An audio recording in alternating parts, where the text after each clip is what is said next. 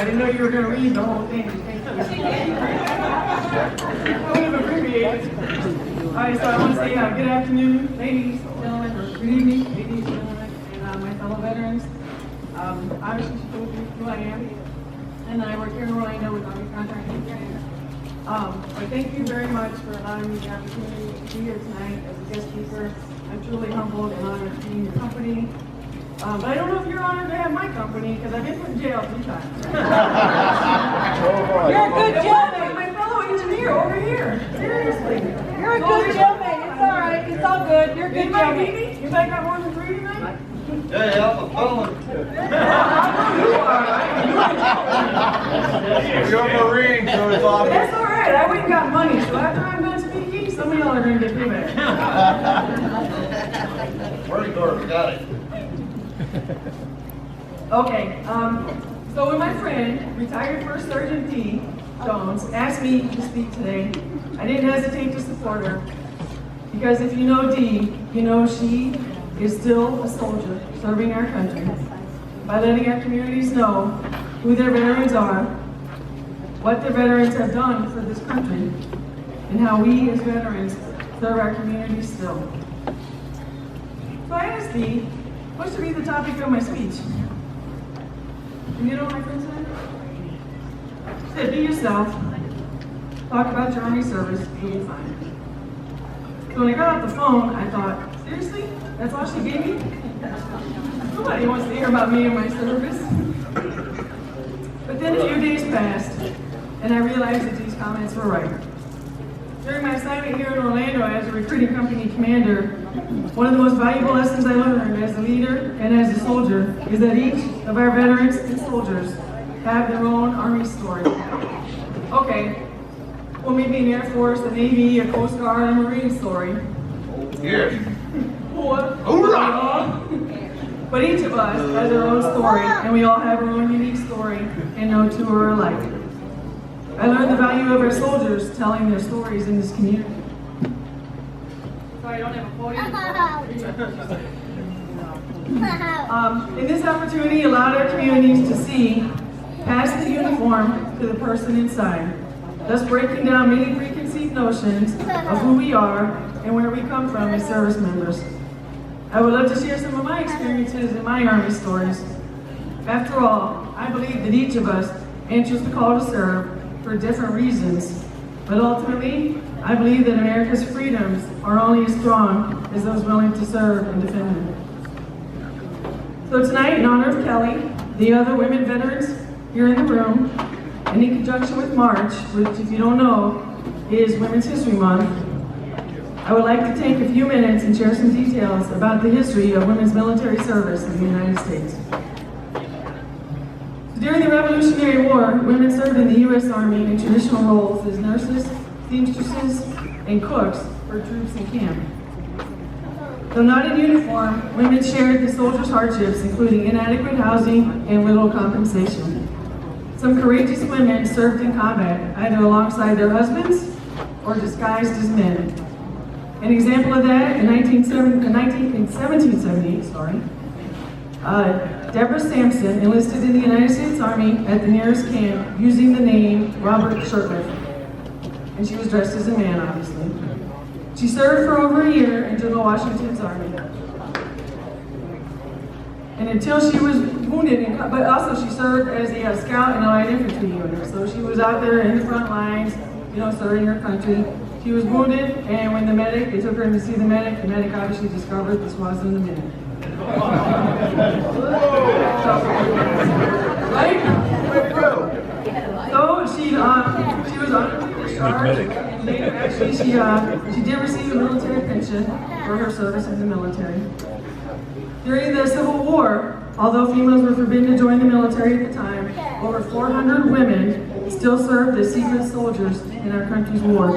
It was relatively easy for them to pass through the recruiter station since very few questions were asked, as long as they looked the part. During World War I, more than 35,000 American women between the ages of, are you ready for this? 21 and 69. So see, who asked me earlier and told me they were 70 years old and wanted to serve? One of y'all did. So women 69 years old went overseas and served their country in World War I. Although the majority of these women were nurses, women also served in numerous other capacities, from administrators and secretaries to telephone operators and architects. Their efforts and contributions in the Great War left a lasting legacy that inspired change across the United States. And their efforts helped propel the passage of the 19th Amendment, which passed on June 4th, 1919, and gave the women the right to vote in this country. During World War II, women stepped up to perform an array of critical jobs, to quote Freedom Man. They worked in fields such as military intelligence, cryptography, that's what I got trained in, pretty cool stuff, parachute rigging, maintenance and supply, to name a few. Additionally, more than 60,000 Army nurses served around the world, and over 1,000 women flew aircraft for the Women's Air Force Service pilots, and forever changed the role for women in aviation in the world and in our country also. Through the course of the war, over 400,000 women served their country and proved themselves vital to the effort. The selfless sacrifices of these brave women ushered in new economic and social changes that forever altered the role of women in the American society and in the American military. Women did not receive permanent military status in the regular and in the reserve forces of the Army, the Navy, the Marine Corps, and then the newly created Air Force until 1948, when President Truman signed the Women's Armed Services Integration Act. Women have continued to serve in every major conflict and war since then. It wasn't until 1976 that the first females graduated or were admitted to the military service academies as well. During Operation Iraqi Freedom and Operation Enduring Freedom, despite the official ban on combat roles for women in the military, women served in Iraq and Afghanistan also found themselves engaged in firefights. Women made up 67 of the nearly 3,500 Americans lost in the hostile fire in Iraq, and 33 of the 1,700 plus killed in combat in Afghanistan as of October 2017, with more than 600 others in Iraq and 300 others in Afghanistan wounded.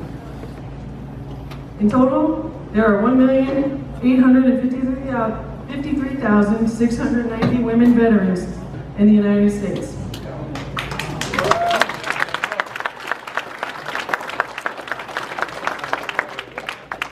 I'm proud to be one of those veterans. I'm a Central Florida native, born at Patrick Air Force Base. To an Air Force Senior Master Sergeant, Vietnam veteran, who retired from 24 years of service, and then continued to serve his country for 18 years as a veteran service officer in Martin County, Florida. It was my father's dedication to service that inspired me to serve. So I graduated from the University of Florida. I moved down here to Orlando. I did ROTC in college, and I thought, it didn't work out for me. I won't tell you the whole long story, but I had a problem running. I didn't run so fast. And I blew it off. I thought, oh, I know everything. You know, I can go to the Air Force camp and run a mile and a half. You guys get like 2 hours to do that in the Air Force.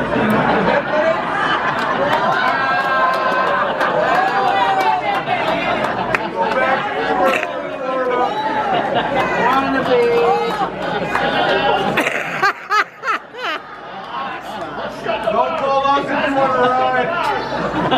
We're smarter. We don't need that. Dad's looking out at me right now. I gotta let it go.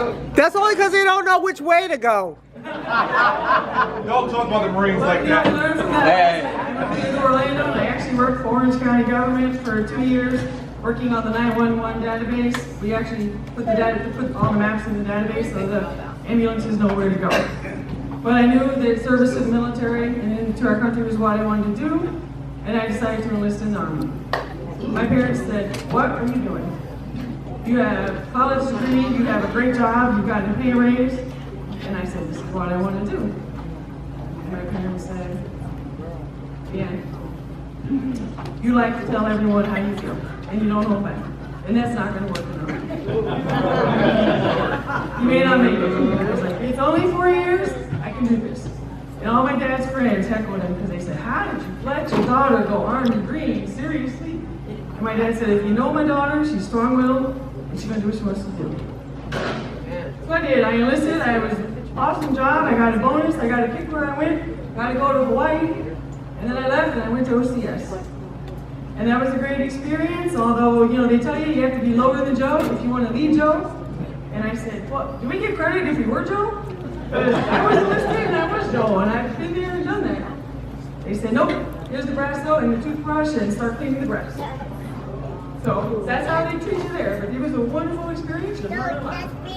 But in my career, I've had some really great assignments. But the best thing I've learned in the Army is that you can do whatever you want to do, and you don't doubt yourself at all. The Army trusts you to do what they need you to do. And I used to be so terrified of some things. I remember even in basic training, go through the obstacle course. I can't get under that barbed wire. And it builds this confidence in you that you don't really see initially. And throughout my career, I've realized that the Army has given me the tools to be successful at each level as I moved up. I think my biggest challenge was when I deployed to Iraq. Because I remember flying in, I flew in then with my boyfriend who became my husband. But we flew in on a Chinook and landed right in the middle of Baghdad in the cross sabers. And I remember, they were firing anti-fire devices, and I thought they were shooting at us. I screamed the heck out. My husband's going, "Oh my God, we're getting shot! We're not even there yet!" He's like, "We're not getting shot. They're just firing out things to deter anything from hitting us." But that experience changed my life because I was terrified. I had never been overseas. You have all these images in your mind of what it's going to be like when you get there, and then it's completely different. But I got to go twice to Iraq. I was lucky. I came home, and we got to go back 9 months later. Because as my friend over there knows, if you're in engineering and you are a construction engineer, there are not very many of them in the Army, and we spend quite a bit of time overseas building base camps, building stuff for our other countries and for ourselves. But that experience taught me a lot about not just the soldiers I commanded, but it taught me a lot about who I am. But one of the words that my dad taught me before I became an officer was, "Deanne, if you're going to be an officer, you have to remember where you came from.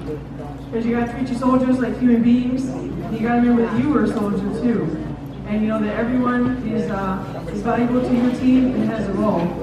And I think my success in my career has been because I never forgot where I came from. My rank, honestly, I don't even remember that I'm a lieutenant colonel. I still call myself major all the time. And we were just talking, it's been 20 years of my career last week, and it feels like a blink of an eye. And I've had the greatest time of my life serving my country. And the great thing is I get to keep serving my country, although I have to go to Cleveland, Ohio to do it. I'm